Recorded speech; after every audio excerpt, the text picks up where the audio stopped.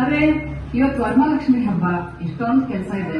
ಪೂಜೆ, ವ್ರತ, ಇದ್ರ ಜೊತೆಗೆ ಎಲ್ಲ ಮುತ್ತೈದೆಯರನ್ನು ಅರಿಶಿನ ಕುಂಕುಮ ಬೇರೆ ಕರಿಬೇಕು. ಮೊದ್ಲು ಎಲ್ಲಾನು ಅರಿಶಿನ ಕುಂಕುಮ ಕರೆದ್ಬಂದು ಬರ್ತೀನಿ, ಆಮೇಲೆ ಉಳಿದ ಕೆಲಸ. ಗೀತಾ, ಗೀತಾ, ಗೀತಾ.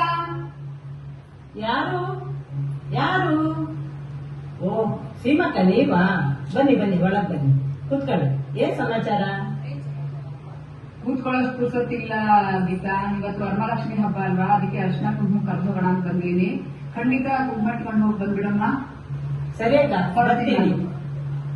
ಕುಂಕುಮ ಹಚ್ಕೊಂಡು ಹೋಗಿ. ಆಯ್ತಮ್ಮ, ಖಂಡಿತ ಬಾ, ಬರ್ತೀನಿ ನಾನು. ಓ ಗೀತಾ, ನಮ್ಮ ಹೇಮ, ಶೆಕ್ಕು, ಅನ್ನು, ಸರು ಎಲ್ರು ಬಂದಿದ್ದೀರಾ? ಒಳ್ಳೇದಾಯ್ತು, ಒಳ್ಳೆ ಸಮಯಕ್ಕೆ ಬಂದ್ರಿ. ಬನ್ನಿ, ಎಲ್ರು ಆರತಿ ಮಾಡೋಣ. ನಾನು ವರಮಹಾಲಕ್ಷ್ಮಿ ಹಬ್ಬದ ದಾರ ನಿಮ್ಗೆಲ್ರಿಗೂ ಕೊಡ್ತೀನಿ, ಎಲ್ಲ ಒಟ್ಟಿಗೆ ಆರತಿ ಮಾಡೋಣ.